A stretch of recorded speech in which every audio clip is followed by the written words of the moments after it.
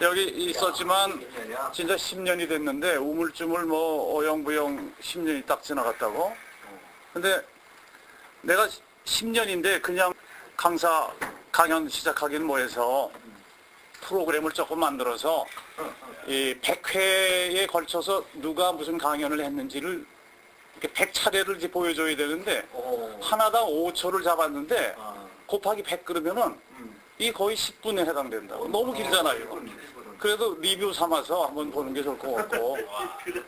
근데 10년이라는 기간이 우리가 앞으로 한 10년을 몇 번 지내면은 100세까지도 봐야지. 그러니까 한 3번, 나는 120까지 보니까 한 5번 뭐 이런데 내가 질문 하나 할게. 우리나라 속담이나 무슨 그 뭐라 그러나 관용구라 그러나 이런 거에 10년이라는 말이 들어가는 속담 뭐가 있을까? 10년. 권불 10년. 권불 10년에 화무 11홍. 또. 그렇지. 그리고 제일 많이 나오는 거 있는데. 10년 공부 나무하니 타고 그런 거 있지. 그러니까 10년이라는 게 굉장히 길다라는 거를 표현한 그 말인데 사실 옛날에 우리 희명이 그저 한 40, 50 됐을 때 10년이면 엄청난 기간이라는 거지. 어떻든 간에 약간 10년이 됐고 오늘이 100회라 오병선 교수한테는 사실 1년 전에 100회를 예약을 했었거든. 근데 중간에 100회를 이게 맞추다가 보니까 잘못하면 101회가 될 뻔했어. 그래서 11호를 쉬었어. 11호를 쉬어가지고 100회를 억지로 맞췄다고. 왜냐면 1년 전에 내가 약속을 했거든. 100회 아니면 안 한다, 이게 자기는.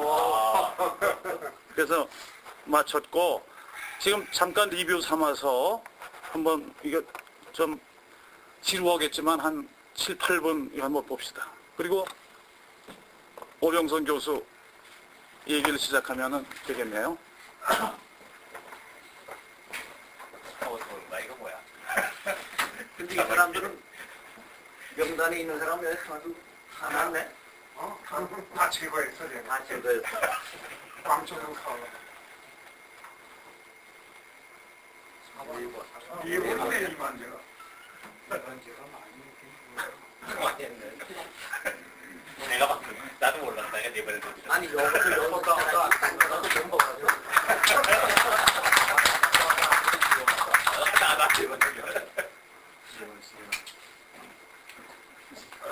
장난하는 업적이네. 업적이야? 그래서 그 연사들한테 그거를 뭐 조금 더 붙일 거 붙이고 해가지고 그 원걸 내라고 해서 우리 이번에 다산하는 걸로 했으면 좋겠네. 그 얼마 내시려고? 월급을 주이지. 최소한 1,000만 원 들어가는데. 얼마씩 주는데? 오늘 그 100회 강연을 맡아주신 오병선 교수님 큰 박수로 환영해서 들어봅시다.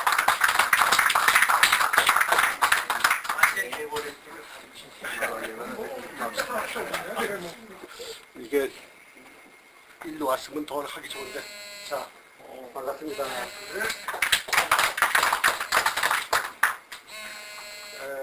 1년여 전에 최우식 군한테 이 부탁을 받았는데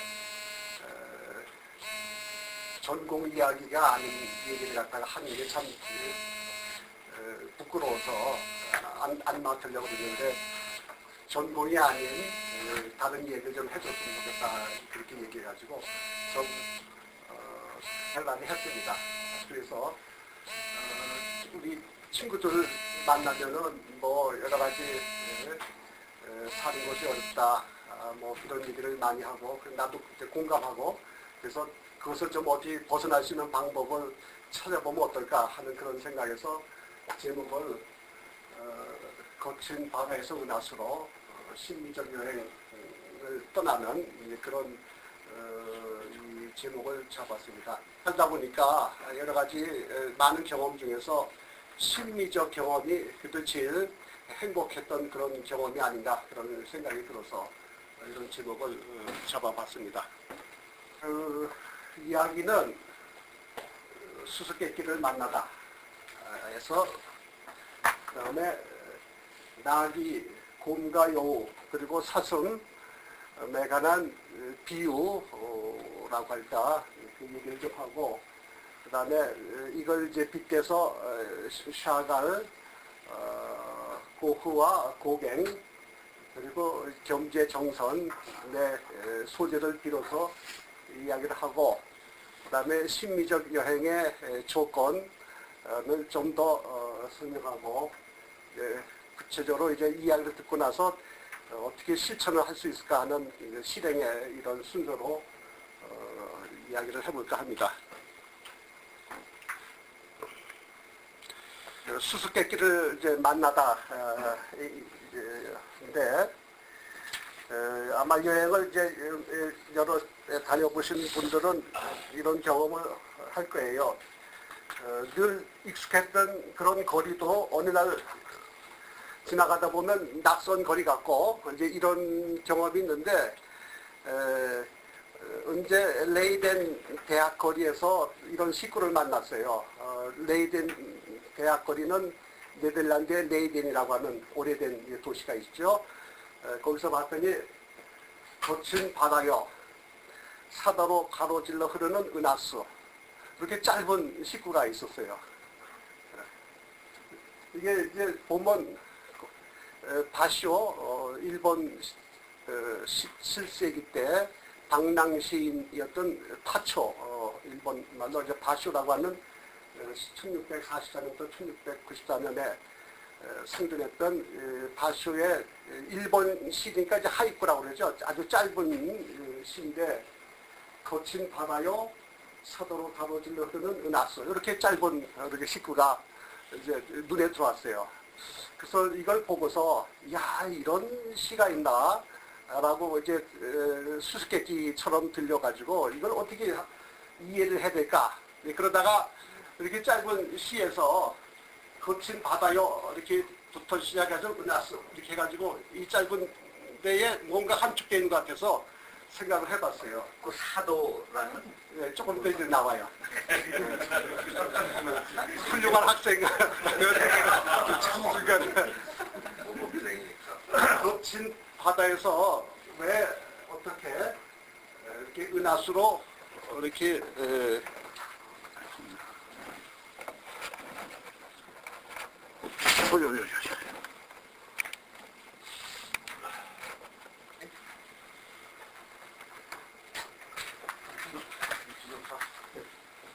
자, 여기 이제 보시면은 이게 레이덴 거리인데 레이덴의 이 거리 이게 이제 레이덴 대학 본부 건물이에요. 그 다음에 이렇게 이제 운하가 있고 이렇게 건물들이 쭉 있는데 이 건물을 한번 유심히 보세요.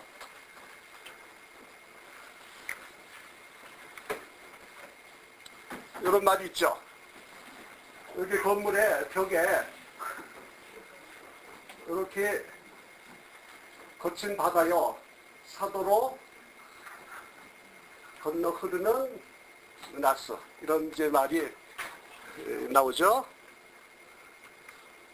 이걸 조금 더 확대해 보면 일본 말로 됐어요. 아라우미야, 아라우미야, 사도니 요코타후 아마노 가와. 이게 일본 말로 이렇게 돼 있죠. 그 이제 요걸 수수께끼를 만나서 이게 무슨 뜻인가 하는 걸 이제 생각을 했어요. 그러다가 이제 나온 생각이 이 수수께끼를 들려면 길라잡이가 필요하다, 그런 생각이 들어서 길라잡이를 찾았는데 길라잡이는 나귀가 적당하다는 생각이에요. 나귀는 자연과의 교감, 합일의 길라잡이가 필요하다. 그래서 거친 바다에서 은하수로 이르는 길은 나귀가 이끈다, 이런 생각이 들었어요. 그래서 이제 당나귀의 메타포가 이제 나오는데, 당나귀의 메타포는 이제 가장 비관한 예로 백석이라고 하는 유명한 시인이죠. 나와 나타샤와 흰 당나귀라고 하는 1938년의 시를 보면은 눈이 푹푹 내리는 밤 나는 나타샤를 사랑하고 나타샤는 안이 나타나고 나타샤가 오면 산골로 몰래 도망가자. 흰 당나귀를 타고 출출이가 오는 산골로가 마가리에 살자. 눈 내리는 산골 나와 나타샤가 사랑하면 어디서 흰 당나귀는 오늘 밤이 좋아 응앙응앙 울을 것이다. 이게 일부러 이제 발췌한 건데 백석의 이 시가 생각이 나가지고 당나귀를 찾아오면 되겠구나. 그래서 길라잡이를 잡으면 되겠구나 이런 생각이 들었어요. 그래서 당나귀를 잡아왔어요. 그럴듯하죠? 당나귀가 이 백석의 시에서처럼 우는 소리가 들려요. 우리가 보통 이 당나귀를 히히히하고 우는데 이 백석은 응앙응앙 운다고 그랬어요. 눈이 푹푹 내리는 날 내가 나타샤를 사랑하고 나타샤와 산골로 도망갈 때는 어디서 흰 당나귀가 나타나서 응앙응앙 울을 것이다. 나타샤는 어느 나라 사람이에요? 그러니까 1938년 그 당시에 이제 우리나라 시인들이 그러니까 모던 보이죠. 일제시대 때 살면서 여러 가지 문학 활동을 할 때 러시아의 그런 여자 이름을 딴 그런 시를 많이 지었어요. 그러니까 그 당시에 톨스토이도 그렇고 도스토옙스키도 이제 그런 영향을 많이 받아가지고 나타샤 무슨 뭐 스오냐 그런 이제 이름을 많이 썼는데 이제 가상에 뭐 여러분 그 이제 알다시피 자야라고 하는 그 여자 있죠. 유명한 그 저 길상사라고 하는 저를 세워가지고 혼납한 그 자야 카이스트 혼납했는데. 예, 그 이제 네. 법정 스님한테 혼납했는데 법정 스님은 다시 이제 일반에게 그렇죠. 그래서 길라잡이 나귀를 타고 나귀는 느릿느릿 착실한 발걸음으로 주인과 교감하며 주인의 길잡이와 안내를 하죠. 이 예는 여러 가지 있어요. 동교태가 타고 가는 당나귀 로시날테도 있고 예루살렘에 입성하는 예수는 나귀를 타고 들어가죠. 나귀를 타고 매화를 찾아 나서는 선비 기려 신매. 그래서 나귀는 영성여행, 신성여행, 신미여행의 동반자다. 이런 생각을 하게 됩니다. 한번 예를 들어볼까요? 나귀를 타고 심진교를 건넙니다. 나귀를 타고 이제 심진교, 진짜 이 비경을 건너가는 그런 모습을 찾아볼 수 있는데, 이 그림은 이제 겸재정선의 설평기려, 눈밭에 나귀를 타고라고 하는 이런 그림인데, 쫙 그런 이미지가 들어오죠. 나귀를 타면 뭔가 찾아갈 것 같고, 뭔가 얻을 것 같고, 그래서 나귀를 타고 이제 갑니다. 그런데 이제 나귀를 이제 찾아봤는데 나귀와 이제 유사한 다른 동물에 곰이 있고 여우가 있고 또 사슴이 있어요. 그래서 한번 비교를 해보면 곰은 굶뜨지만 오래 기다릴 줄 알고 큰 것이 무엇인지 알아요. 그리고 큰 것을 낚아챌 때에는 결단성 있게 움직입니다. 강을 타고 올라오는 연어를 길목에서 참을성 있게 기다리며 단숨에 낚아챕니다.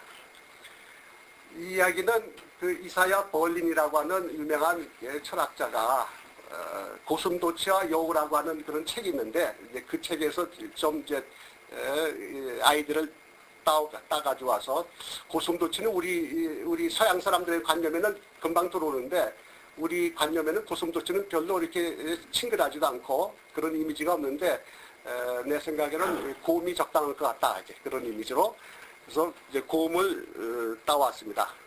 봐죠. 단숨에 낚아채죠. 곰은 큰 것을 기다리고 있다가 작은 것은 안 물어요. 큰 것을 기다리고 있다가 단숨에 낚아채는 이 곰의 이미지. 이게 이 곰이 왜 등장하냐면 이제 조금 이따 나옵니다. 이유가.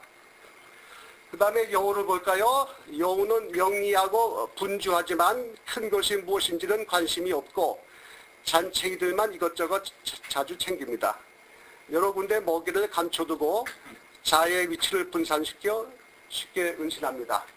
이사야 벌린이 이 이야기를 한 이유는 사람들의 유형도 그렇게 있다. 이제 그런 비유를 예를 들어 어떤 사람은 곰 같은 사람이 있고 어떤 사람은 여우 같은 사람이 있고 그래서 벌린의 말로는 톨스토이는 여우 같은 사람이다. 이제 그렇게 말하고 도스토옙스키는 특히는 곰 같은 사람이다. 뭐 그렇게 비유를 하는데 그런 비유가 이제 필요하죠. 여우를 이미지를 보면은 그런 이미지가 들죠.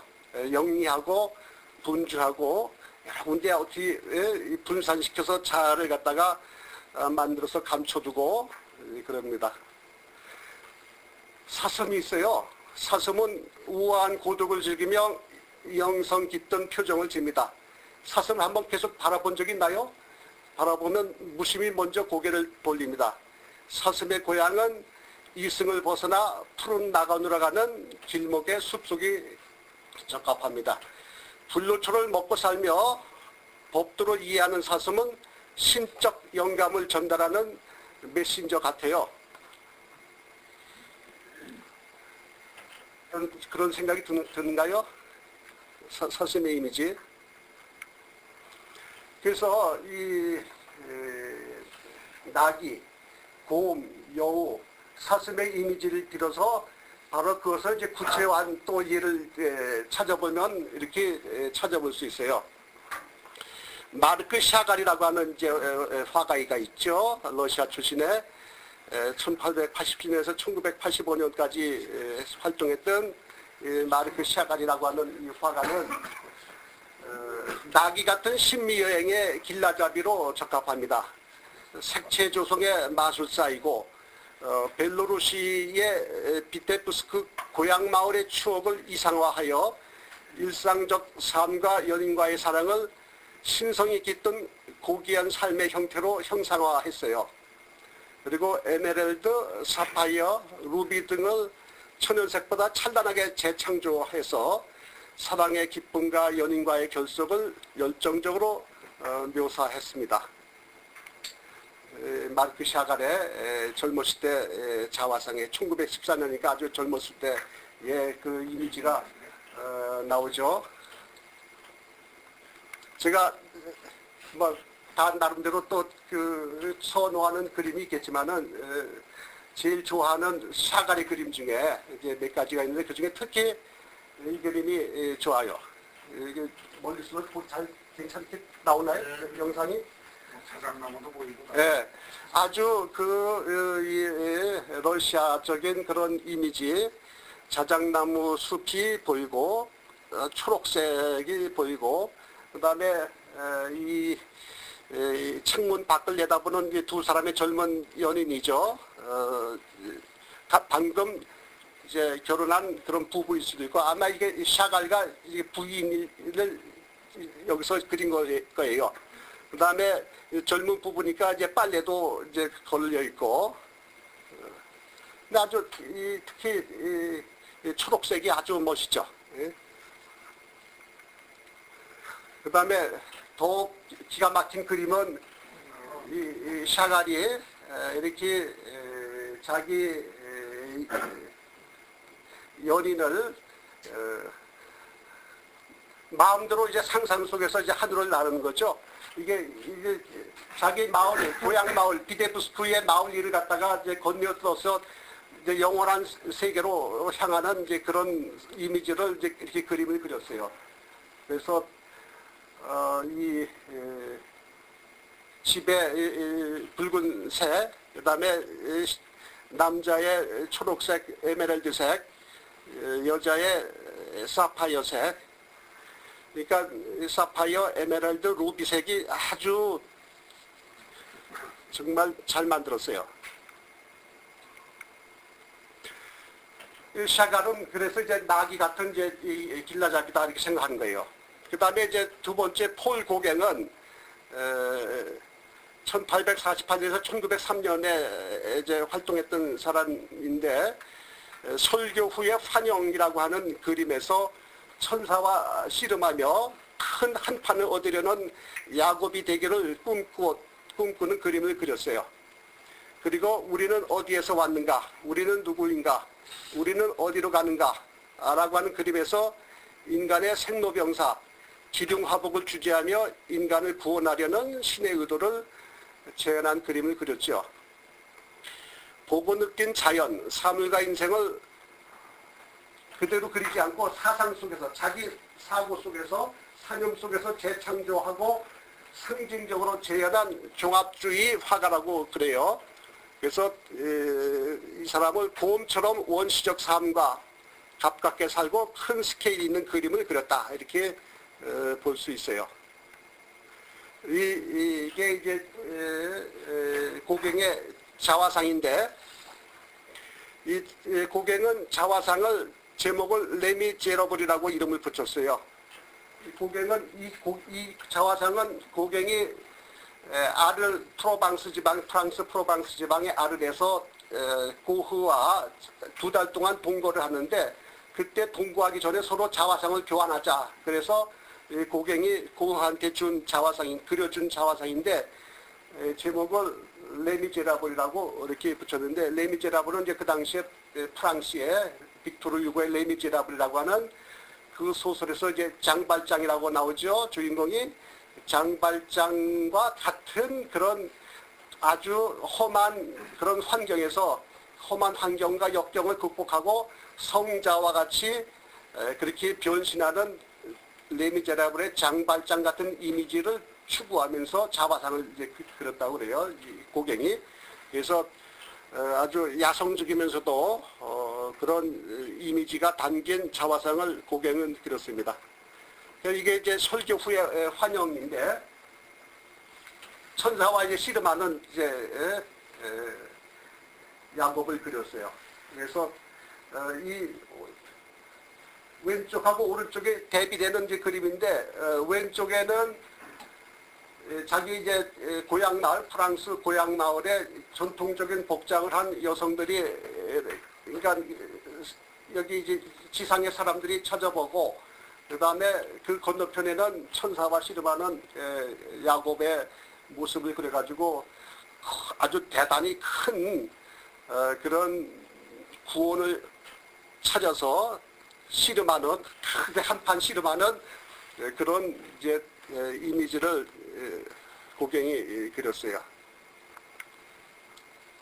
이게 이제 아마 고갱의 최대 걸작이라고 불려지는 우리는 어디에서 왔는가, 우리는 누구인가, 우리는 어디로 가는가 라고 하는 이제 제목의 그림인데, 이제 보다시피 어린 아이의 탄생부터 그 다음에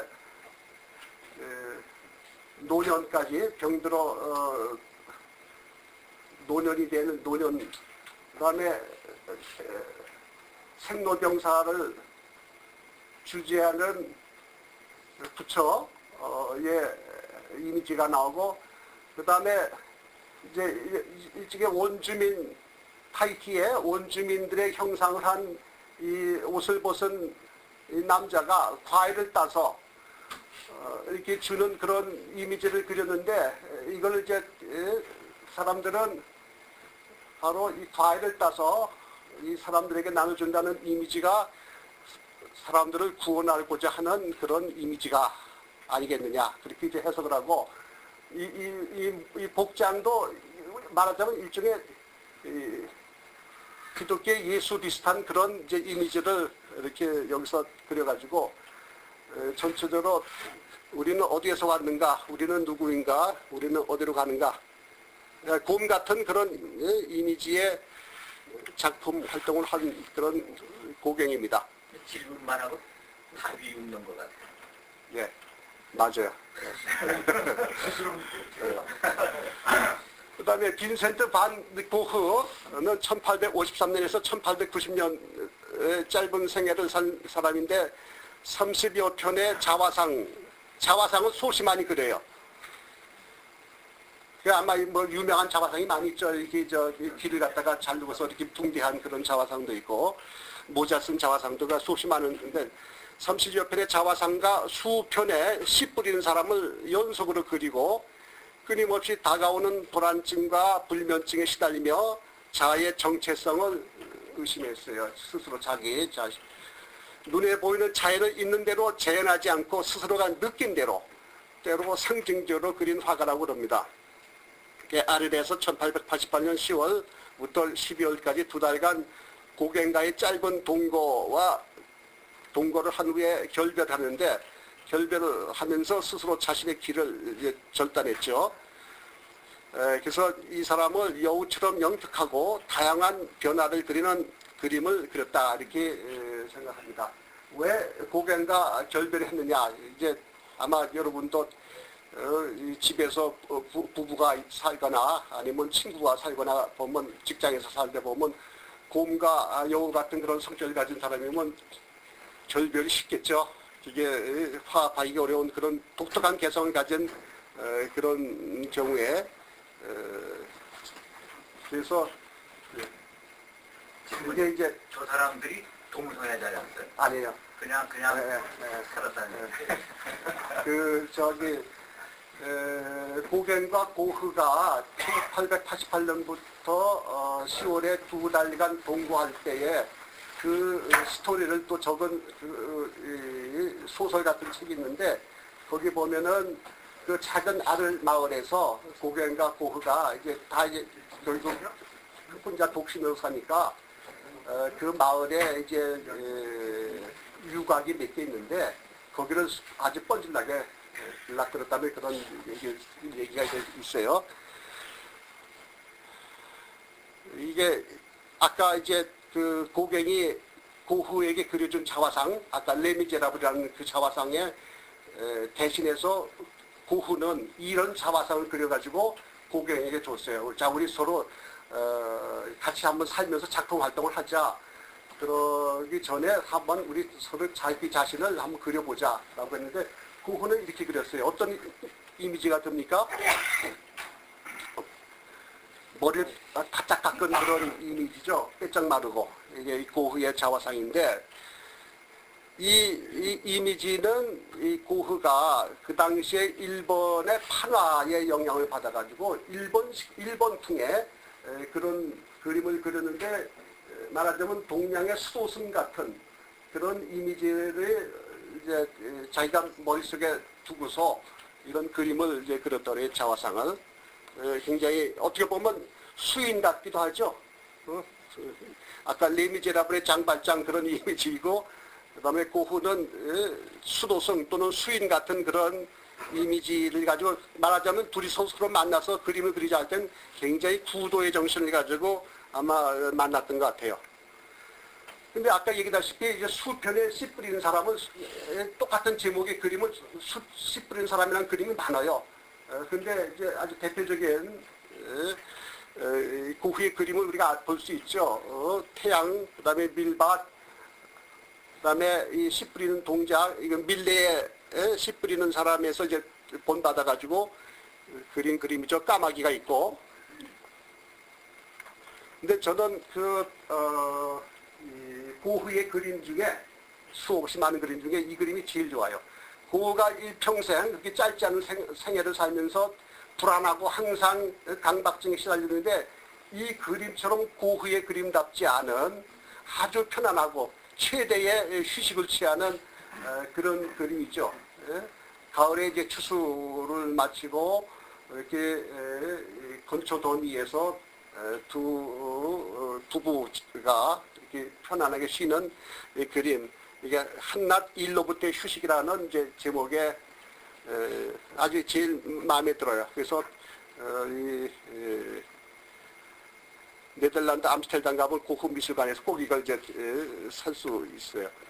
그 다음에 이제 경제 정선, 서양 화가만 보지 말고 우리 이제 한국 화가, 동양 화가도 볼 필요가 있다. 그래서 이제 경제 정선 1676년부터 1759년에 활동했던 조선 후기 영조 시대에 조선의 진경산수화의 창안자라고 그렇게 빌리고 이 사람은 높은 뿔을 가진 사슴처럼 넓고 높은 안목으로 조망을 한 것으로 보인다.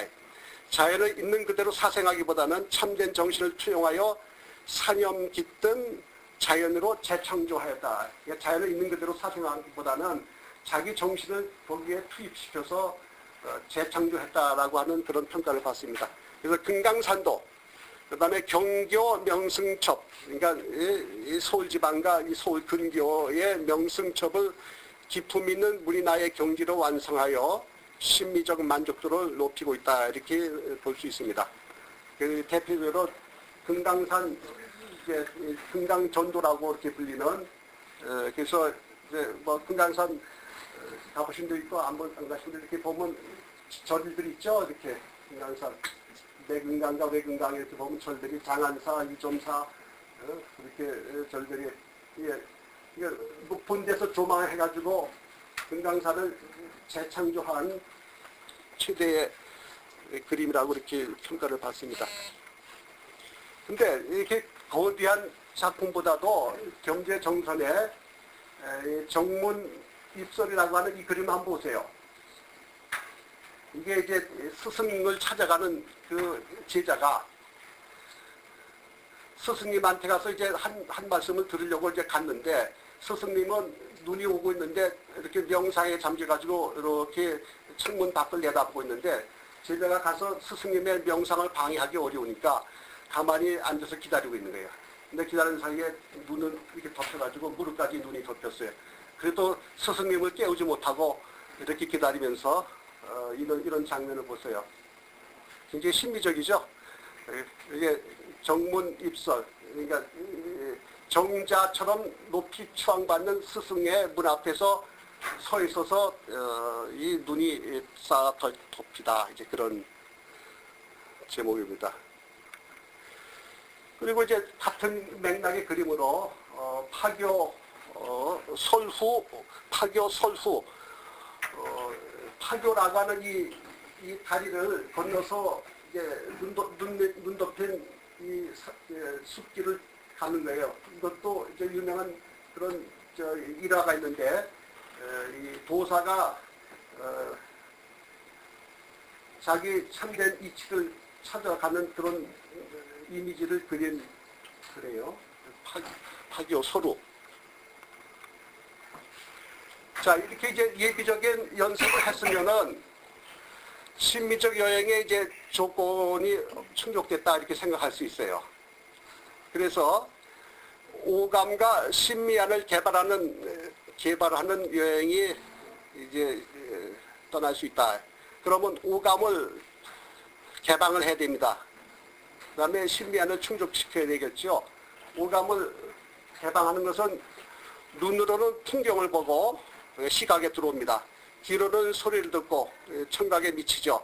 코로는 향기를 맡고 후각에 미칩니다. 입으로는 맛을 보고 미각입니다. 몸으로는 체감하고 촉각으로 느낍니다.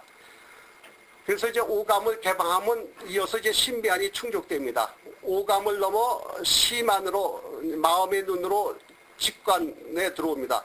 심미적 직관에 의한 유쾌한 행복감의 경지, 이치와 이해관계를 넘어서 모라적 도취감에 이르릅니다. 그러면 향상감이 생기죠. 그러면 이럴 때 신적 영감의 순간을 맛볼 수 있습니다. 심미적 감상의 준비가 되어 있는지 한번 이런 것을 느낄 수 있나요?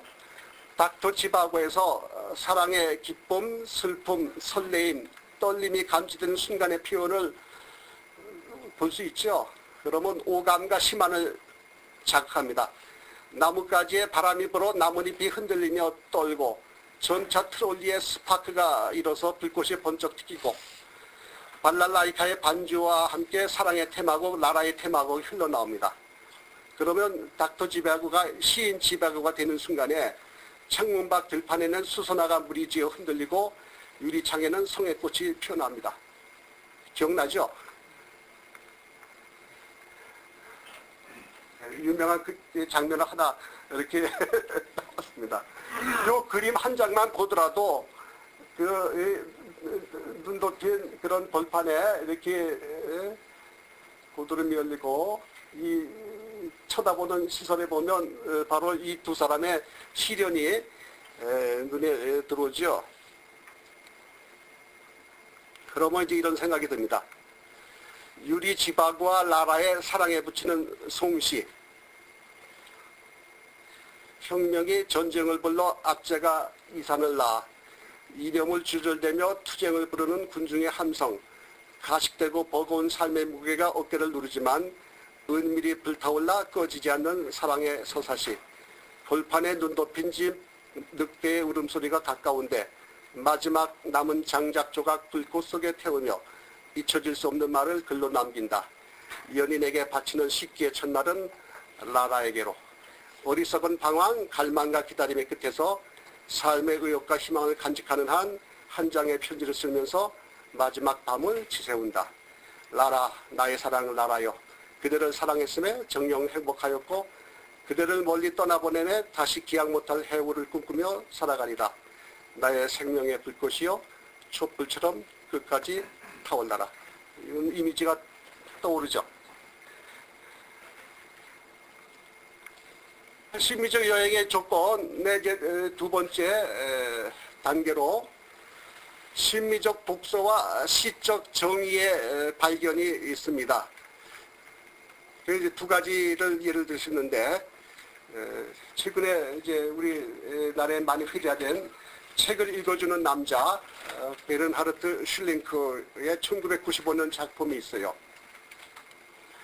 그 다음에 2001년도에 영국의 이안 맥키원의 속죄라고 하는 또 책이 있어요. 이 두 책은 주제가 같습니다. 속죄. 책을 읽어주는 남자도 주제가 그래요. 이 영화를 보셨거나 아니면 이 소설을 읽어본 사람은 기억이 날 거예요. 15세 소년과 36세 여성의 만남이 있죠. 그 다음에 두 남녀가 성적 관계에 몰두하고, 그 다음에 남자가 소년이죠. 15세 소년이 여성에게 목욕 후에 책을 읽어줍니다. 여성이 이제 책을 읽어주는 걸 좋아하기 때문에. 근데 그렇게 이제 관계를 한 두 달 맺다가 이 여성이 갑자기 사라져요. 그래서 이 여성을 이제 찾아 헤매는데 이 남자는 이제 15세 소년이 5년 후에 이제 독일 얘기인데 하이델베르크 법과대학에 가서 이제 공부를 하는데 어느 세미나 시간에 이제 과제를 받았어요.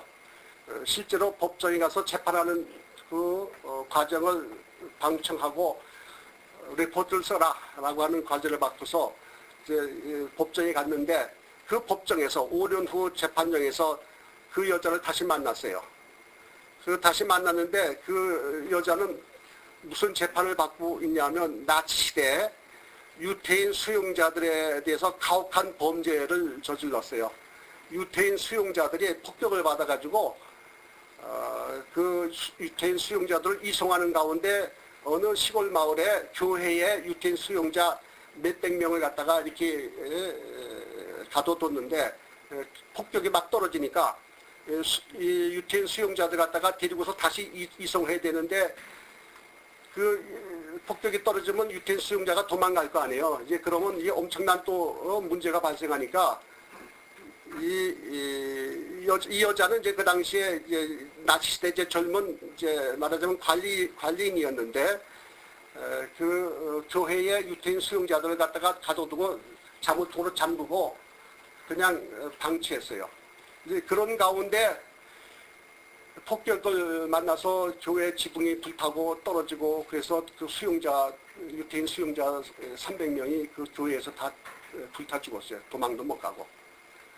그거를 이제 이 전쟁이 끝난 이후에 이제 말하자면 전범 재판을 이제 받게 되는데 그 유태인 수용자들에 대한 이 가혹한 범죄를 갖다가 이제 추궁받는데 몇 사람이 그 당시에 같이 일했던 관리인이 있는데 이 관리인들이 전부 다 자기 행위를 갖다가 회피하고 나는 그런 일을 안 했다라고 하는데 그 이 여자에게 좀 더 뒤집어 씌워요. 근데 이 여자는 그걸 갖다가 회피를 했어야 되는데 회피하려고 그랬어요. 그러다가 결국은 이 여자는 그 죄를 좀 더 뒤집어 쓰는데 왜 그러냐면 그 여자가 유태인을 갖다가 이송하면서 소리를 갖다 하나 작성하고 그 소리에 소명을 했는 그 증빙이 법정에서 이제 재판장이 제시하면서 이게 네가 소명한 것이 아니냐, 이걸 봐라, 내가 이제 관리인으로서 책임을 져라. 그럼 이 여자가 이제 나는 그런 일을 행위한 거 없다라고 처음에 하다가 다른 사람들이 막 그 여자에게 뒤집어 쓰니까 이 여자가 안 하다가 결국은 그러면 한번 서명을 대조해보자 라고 해서 이 재판장이 갖고 있던 그 서류하고 이 여자의 서명을 받아서 한번 대조해보자. 그럼 네가 한 일이 확실하지 않느냐. 그래서 여자보고 서명을 하라. 그러니까 이 여자가 서명을 못해요. 서명을 하지 않고 내가 했다 라고 이렇게 아주 그렇게 인정을 해요. 그런데 사실은 이 여자는 글을 읽지 못해요. 문맹이에요, 문맹. 여자가 글을 읽을 줄 알았다면 자기가 서명한 일이 없다고 하는 걸 갖다가 금방 대조가 돼서 나오는데 문맹이라고 하는 사실을 갖다가 밝히기가 부끄럽고 꺼리는 거예요. 그래서 그걸 갖다가 밝히지 않고 자기가 대신 뒤집어 쓰겠다라고 해요. 그래서 결국 이 여자가 30년형의 형벌을 받고 이제 복역을 하는 거예요. 자, 그러면 이제 이 소설은 그 얘기를 하는 거예요. 나치 시대의 범죄, 그 엄혹한 시대의 범죄를 저지른 사람이 이 여자뿐이겠어요. 많은 사람이 범죄를 저지르고 여러 가지 어려운 일을 하는데 그 시대가 끝나서 이제 과거를 청산할 때 과연 누가 얼마만큼 잘못을 했고 누가 얼마만큼 처벌을 받아야 되느냐 하는 이제 그런 얘기를 하는 거예요. 그래서 죄와 벌의 관계, 속죄의 방법과 크기는, 그 다음에 이 지금 15세 소년과 36세 여성이 만나서 육체관계를 맺는데 그것은 말하자면 여성은 전쟁 세대고 그 다음에 15세 소년은 전후 세대고 이 세대가 달라요. 이 두 세대가 서로 그렇게 만나서 그런 인연을 맺었는데 나중에 이 소년이 그 재판장에서 방청하면서 그 여자가 저런 죄를 저질렀구나 라고 하면서 그래서 자기가 과거에 책을 읽어줬던 그런 기억을 이제 떠올리면서 그 여자는 글을 읽지 못합니다. 글을 쓰지도 못합니다. 라고 거기서 증언했으면은 그 여자는 금방 30년형을 받지 않았을 거예요. 그런데도 이 남자도 아무 소리도 안 하고 가만히 있어요. 그래서 이 여자가 이제 30년형을 이제 받아요. 그래서 이제 세월이 흘러가지고 이 여자가 이제 노년이 되고 이 남자도 이미 이제 대학을 졸업하고 자기는 이제 거기서 하이델베르크 법과대학을 졸업하고 뭐 여러 가지 변호사가 될 것인가 뭐 판사가 될 것인가 뭐 이렇게 하다가 자기 성격에는 어디 가서 열심히 활동하는 사람은 안 되고 법과대학 교수가 돼야 되겠다 이렇게 생각하고 이제 교수직을 이제 찾아요. 그러다가 결국은 법제사, 역사 이제 교수가 되는데 그러면서 이 여자가 복역하는 동안에 이 남자가 그 여자를 위해서 유명한 소설책을 전부 다 이렇게 자기가 낭독을 해가지고 과거에 읽어주듯이 낭독을 해가지고 그 이제 테이프를 만들어서 감옥으로 보내요. 그럼 여자가 그걸 그 감옥 안에서 들으면서 이제 자기 그런 과거를 가진 여자가 그 15세 소년과의 그때 짧은 2달 동안 맺었던 그런 이제 관계를 생각하면서 그 낭독을 이제 듣는 거예요. 즐거운 시간을 갖겠죠. 그래서 이제 나중에 이 여자가 60세 정도 돼서 이제 복역을 하고 이제 출감 접 직전에 이 남자가 그동안 가만히 있다가 찾아가서 면회를 해요. 면회를 하는데 면회를 하면서 이 남자가 그러니까 이 여자는 타이타닉이라고 하는 영화에 나오는 케이트 윈슬렛이라고 하는 그 주인공 여자 배우 있죠. 디카프리치오가 나왔던 그 여자 배우가 이제 여자 역할을 해요. 그래서 아주 아름다운 그 모습인데 이 영화에서는 이 주인의 모습 그런 그 시대상을 이제 반영하는 그런 식으로 이미지로 나와서 굉장히 아주 어둡고 그런데 이 남자가 이 감옥에 찾아가서 면회를 하니까 비로소 그 여자가 웃고 손을 내밀고 악수를 하는데 결국 그 모습은 두 세대 간의 용서와 화해의 모습처럼 보여요. 근데 이제 출감 전날에 이 남자가 그 여자를 위해서 출감 이후에 어떤 일을 할 것인가라고 하는 것을 갖다가 이제 알선해가지고 직업도 구해줘가지고 출감 당일에 이제 가서 만나려고 했는데 가서 보니까 바로 전날에 여자가 자살을 했다고 그래요. 그래서 생을 끝맺어. 자, 이 소설을 읽고 영화를 보고 과연 죄와 벌 그리고 속죄의 크기와 속죄의 의미는 무엇인가라고 하는 것을 이제 우리가 물어볼 수 있어요. 이 장면이 이 남자가 케이트 윈슬렛 기억납니까? 타이타닉에 나왔던 그때보다 훨씬 제 나이가 든 그런 모습인데 이 남자가 이제 책을 읽어주는 거예요. 이제 목욕 이후에. 아니 죄를 짓지도 않았다면서 무슨 속죄를 하고 그러죠? 소설인데 근데 같은 속죄의 주제를 가지고 2001년도 영국의 이언 맥큐안이라고 하는 사람이 쓴 소설, 영화도 있죠. 어톤먼트, 속죄. 이 소설은 13세의 감수성이 예민한 문학소녀 브라이언이라고 하는 이제 소녀가 자기 언니 세실리아, 10살 위에요. 세실리아와 그 세실리아의 연인인 로비 터너의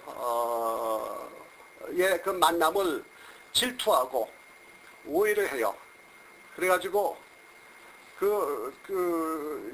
영국 서리 지방의 이 대저택에서 한여름밤에 그 집을 방문한 사촌 롤라하고 그 사촌 롤라의 쌍둥이 동생이 이제 막 지루하니까 이제 그 정원으로 튀어나가서 막 사라지고 그러는 것 같다. 이제 찾아갔는데 그 롤라라고 하는 그 사촌, 그러니까 브라이언이보다는 2살 위엔 15살 소녀가 그 숲속에서 이제 강간을 당해요. 근데 강간을 당하는데 그 강간범을 갖다가 이 브라이언이가 자기 언니 세실리아의 연인인 로비 터너다라고 이렇게 진술을 해요. 근데 자기가 브라이언이가 봤는데 숲속에서 어떤 남자가 사실은 강간도 아니고 이제 그 화간이라고 볼 수 있는 그런 상황인데 그걸 이제 강간이라고 하고 남자가 이제 이 브라이언이가 그렇게 그 현장에 다가가니까 놀래가지고 남자는 도망가고 그걸 이제 그리고 여자는 이제 부끄러우니까 막 울고 뭐 이제 그런 상황에 이 브라이언이가 그 다음에 롤라라고 하는 그 여자가 이제 놀래가지고 집안에 데리고 와서 이게 어찌된 일이냐 그러니까 뭐 어떤 남자가 덮쳐서 뭐 이렇다 이렇게 설명하겠죠. 그러니까 그건 누구냐? 그래서 하니까 이제 브라이언이가 그건 로비 터너다. 근데 그 로비 터너라고 이렇게 지목하는 그 이유는 바로 그 로비 터너가 자기보다 10살 위에 연상의 남자지만은 로비 터너는 이 대저택에 메이드로 있는 그 여자의 아들이에요. 그러니까 좀 출신이 좀 낮죠. 그리고 가진 것도 없고. 근데 아주 머리는 좋아가지고 공부를 잘해가지고 이 케임브리지 대학에 가서 수석으로 이제 졸업을 한 그런 로비 터너고 그 다음에 졸업한 다음에 의사가 되려고 이제 입학 서류를 이제 받고 있는 그런 찰나에 이제 한여름에 이제 끝나고 휴가차 이제 이 집에 와서 이뤄진 사건이에요.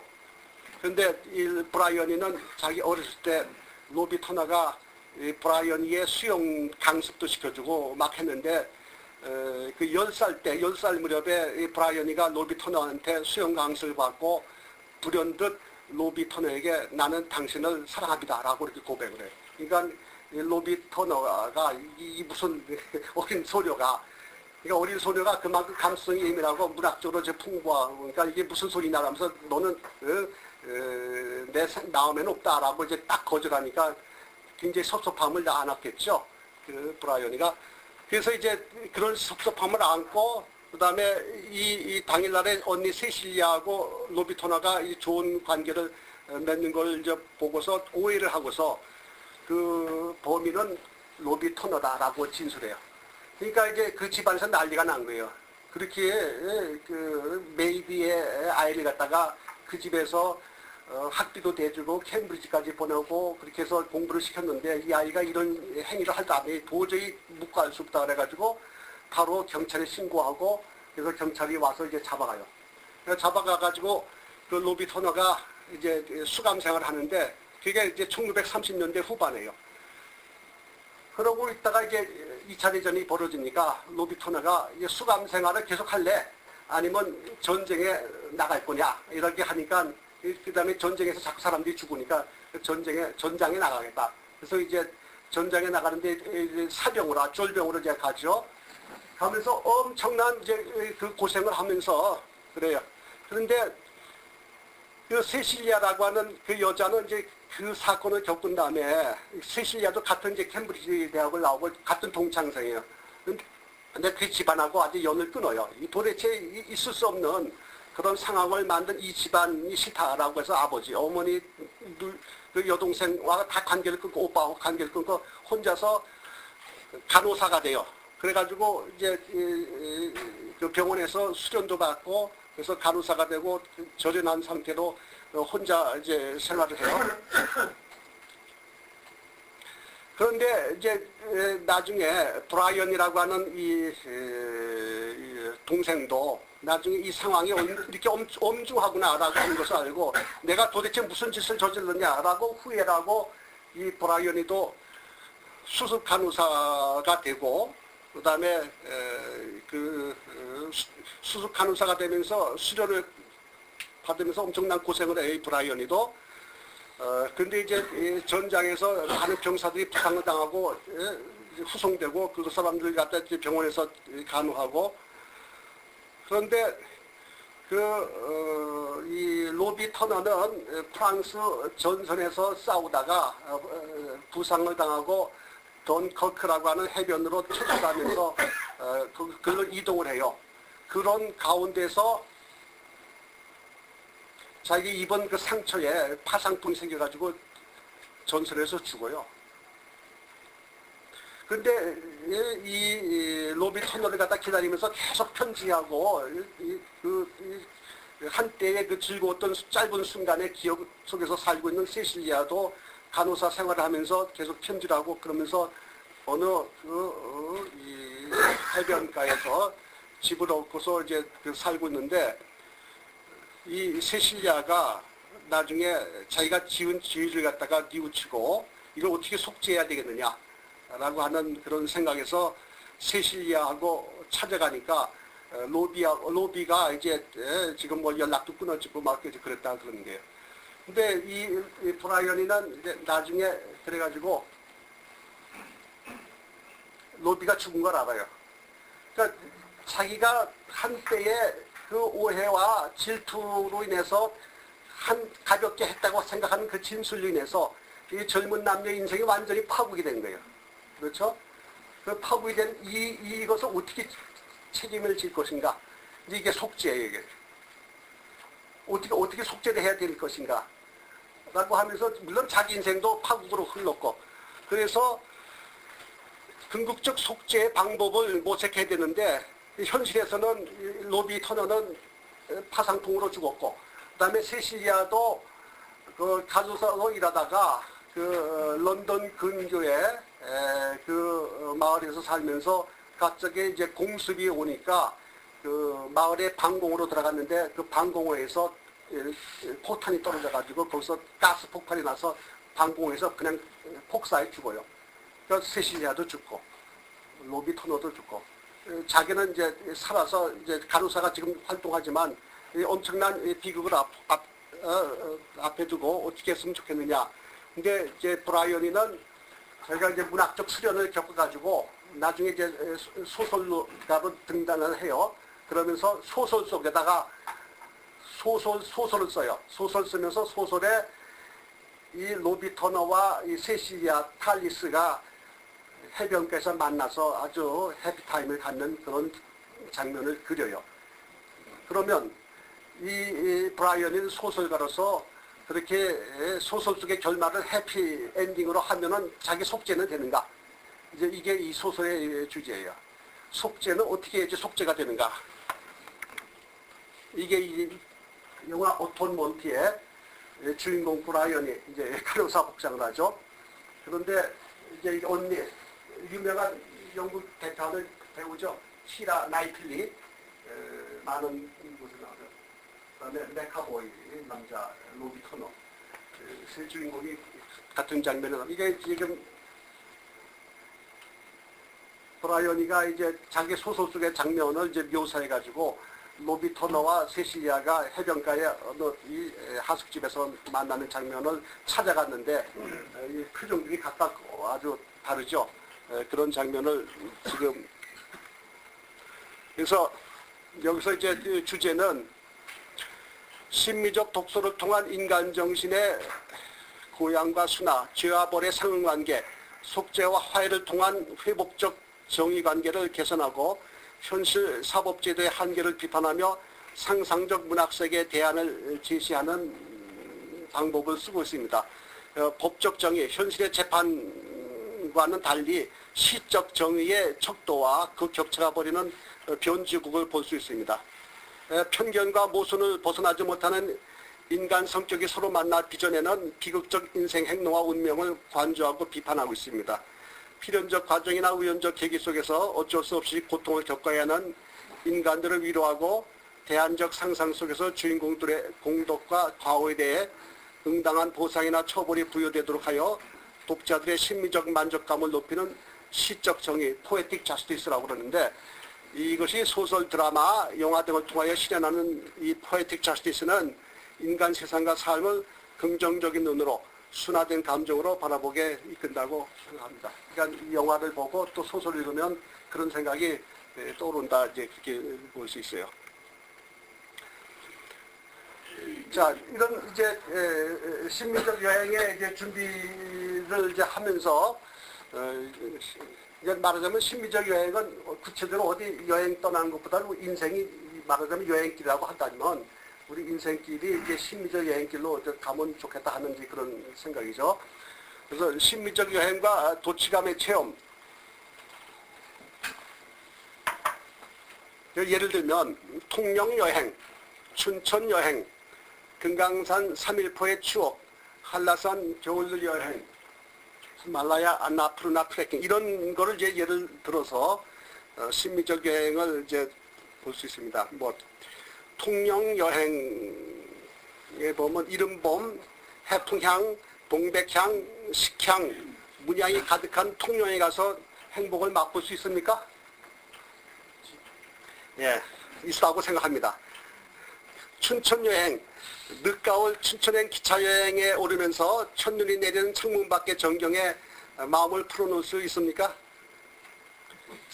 금강산 3일포의 추억. 금강산, 우리 이제 지금은 중단됐지만 과거에 잠시 열렸을 때 금강산 3일포를 이제 갔을 때 산과 호수와 바다의 교양학을 볼 수 있습니다. 한라산 겨울여행, 살아오름의 호숫가, 관음사로 내려가는 눈 덮인 전나무 숲길을 헤쳐나가는 산행에서 심리적 여행을 볼 수 있습니다. 히말라야 안나푸르나 트레킹, 안나푸르나 트레킹을 하다 보면 이제 힘든 구간이 많은데 거기서 이 천리향이라고 하는 아주 향기로운 나무가 있어요. 그 다음에 이 안나푸르나 남봉에 남쪽 봉에 사자바의 얼굴을 보는 기운이 납니다. 통영여행입니다. 통영여행.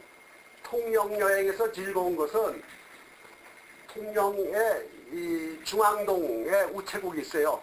이 중앙동 우체국에 이렇게 들어가 보면 여기 바로 이제 여기서 엽서를 살 수 있어요.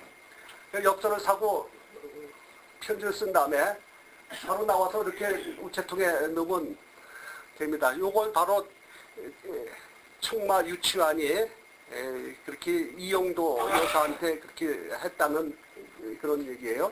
그래서 그 얘기가 바로 여기 CD에 나옵니다. 행복이라고 하는 시. 나는 그대에게 편지를 써서 행복하였노라 라고 하는 이제 스토리가 이 그림에서 볼 수 있습니다. 그래서 이걸 보고 이제 통영에서 편지를 쓴다.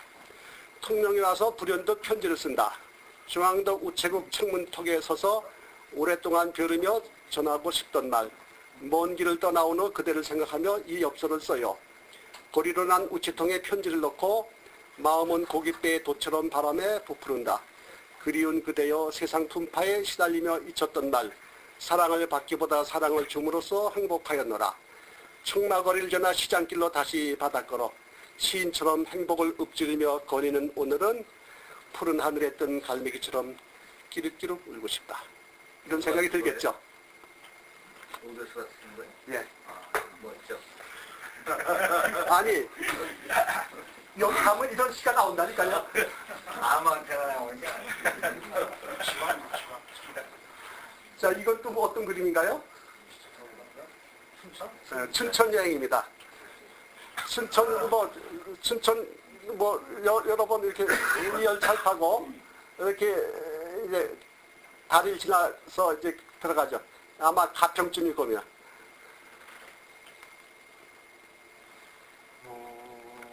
예, 춘천에 기차를 타고 기차가 다리를 달리면서 눈 내리는 강변이 보일 때 창문에는 흰김이 서려 거울이 떠오른다.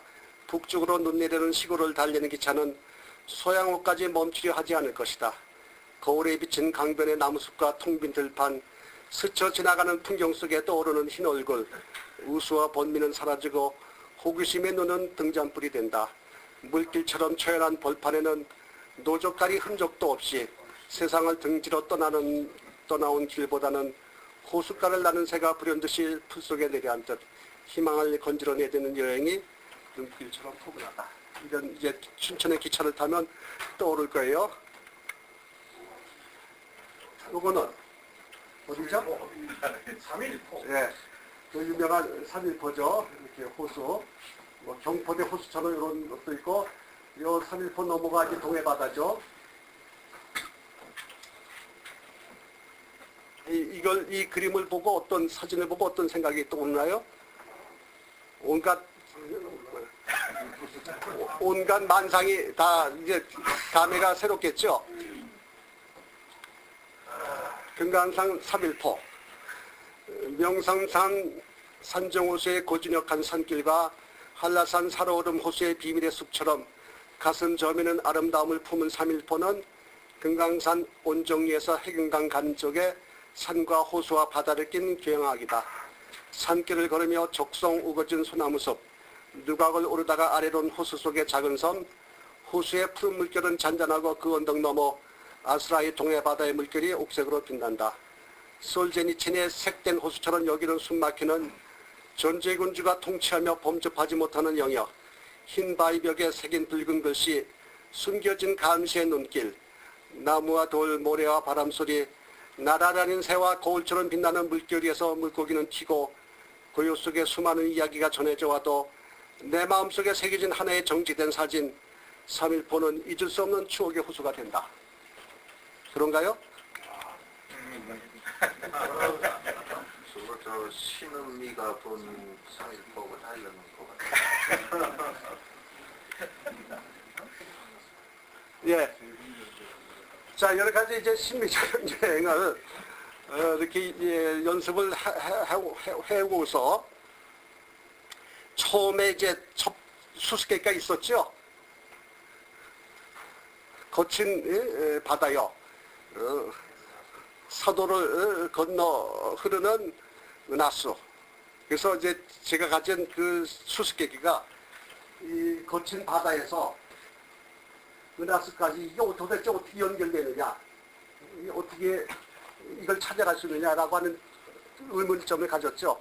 이것을 중간에 이 단계를 거쳐야 된다 이렇게 생각합니다.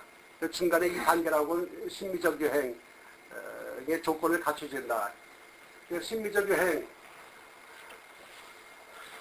거친 여행길에 찾은 레이덴의 대학거리, 운하의 하늘에는 흰 구름이 흐르고 보트를 저으며 노래 부르는 젊은이들이 종달새처럼 지저귀며 다가왔다 사라진다. 바람을 타고 불려오는 신선한 공기 냄새, 황금빛으로 흐르는 하이네켄 맥주의 감미로운 액체요. 노천 카페 의자에 앉아 햇볕에 온몸을 맡기니 구름처럼 정신은 자유로이 이 운하 저 하늘을 떠돈다. 네, 요게 바로 아까 그 바슈의 시가 있는 그 건물 맞은편에 있는 카페예요. 바로 요 카페 여기에 앉아서 지금 그 건물을 바라보고 수수께끼에 잠긴 그런 장면입니다. 그러니까 이제 이런 운하에 구름이 운하에 잠겨서 이렇게 보이고 이런 이제 생각이 떠오른 거죠. 메리 크리스마스 앤 해피 뉴 이어. 자.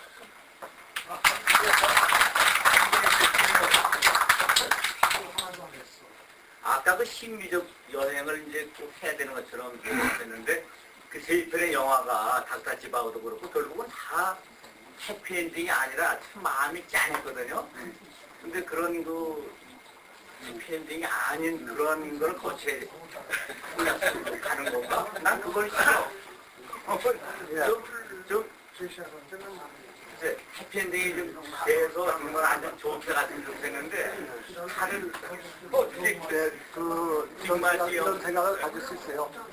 해피엔딩도 좋지만은 해피엔딩보다는 트래지디, 비극이 보다 해피엔딩의 결과를 더 높일 수 있다. 그러니까 아마 기억엔 더 남겠지. 기억에는 더 소설 읽어보고 때문에 남는데 소설 읽어보고 영화를 보면은 더 마음에 지금 말하는 짠하고 더 그래서 이제 시적 정의가 나온 거예요. 이건 우리 상상 속에 이래서는 안 된다. 이렇게 바꿔야 되겠다라고 하는 그런 그러니까 독자가 판단해가지고 어떤 그런 시적 정의를 갖다 이루려고 하는 욕망이 아까 소설가로 하여금 그렇게 이제 자기가 소설을 써가지고 결말을 만들게 되죠.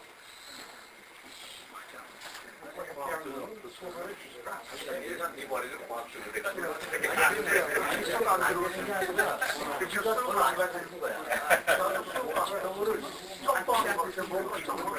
시낭송에 잘 들었어요. 시가 좋았어요. 시가 제일 좋았어? 다른 거라도? 딴 거는 좀 불편했어. 나는 그 영화 얘기는 아주 불편하다. 근데 영화 얘기가 불편한데 이 지금 이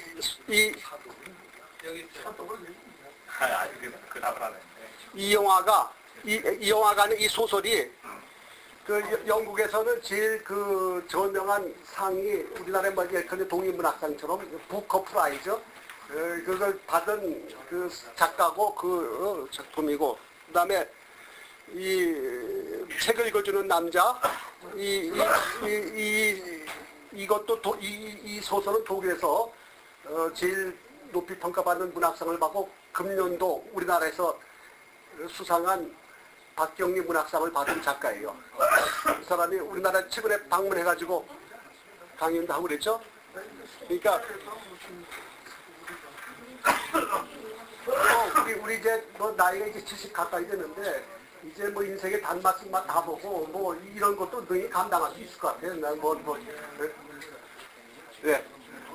네, 최근에 동기들 앉은 사람은 동기들을 하늘로 만나면서 이제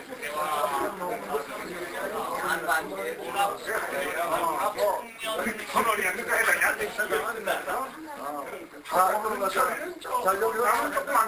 저기 질문이 있대요. 아니, 우리 동기들하고 이제 대화하는 중에서 이 느낀 것들이 이제 많은데 그 중에 우리 동기들이 문학 소년이나 문학 청년을 문학 청년 생활을 했던 젊은 시절에 그런 친구들이 여러 명 있었고 우리가 지금 은퇴하고 나서 나는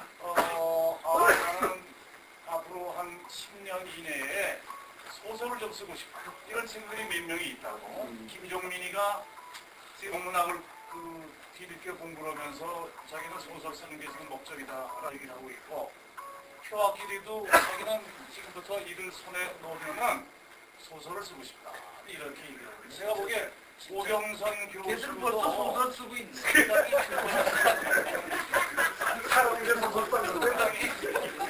문학 청년을 넘어서는 어떤 교육을 하고 있는데 뭐 지금 준비하고 있는 거 보면 모르겠네. 뭐 최소한에 이제 뭐라고 그래, 뭐 플로팅 하는 정도까지는 가지 않았나 싶은데.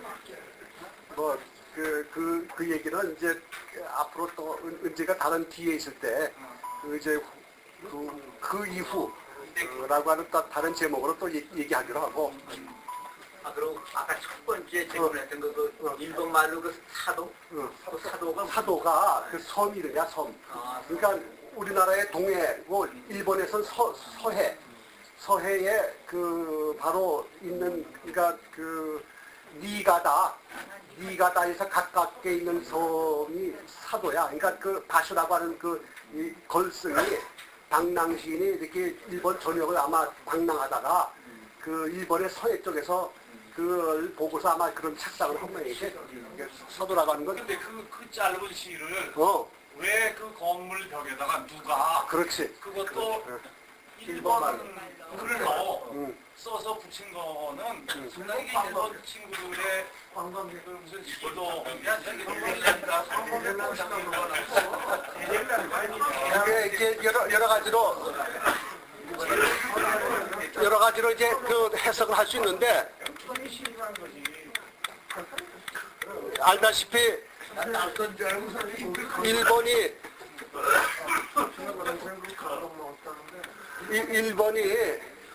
그 명치유신 후에 이제 개화를 하는데 그 많은 영향을 받는 게 이제 네덜란드에서 받은 거 아니에요? 난학이라고 그래가지고. 그래서 네덜란드의 영향을 많이 받아가지고 그 네덜란드 지식인들이 누가 썼는지는 모르지만은 네덜란드 지식인들이 일본에 대해서 굉장히 관심이 많고 그 교류가 많았던 것 같아요. 그러니까는 특히 대학 도시니까 그 누가 이걸 갖다가 이렇게 썼겠지 이 벽에다가. 그러니까 이제 이런 걸 놓고 보면 지나가는 여행객들이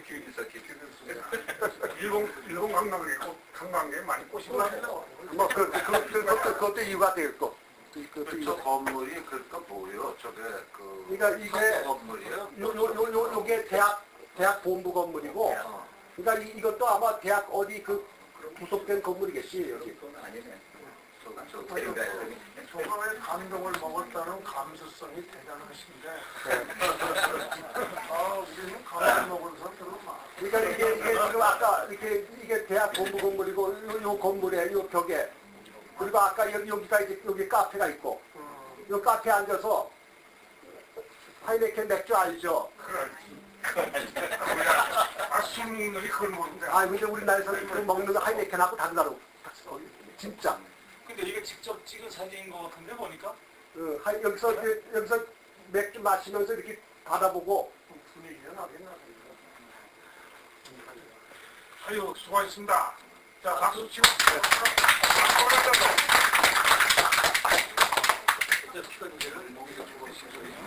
오늘 이제 100회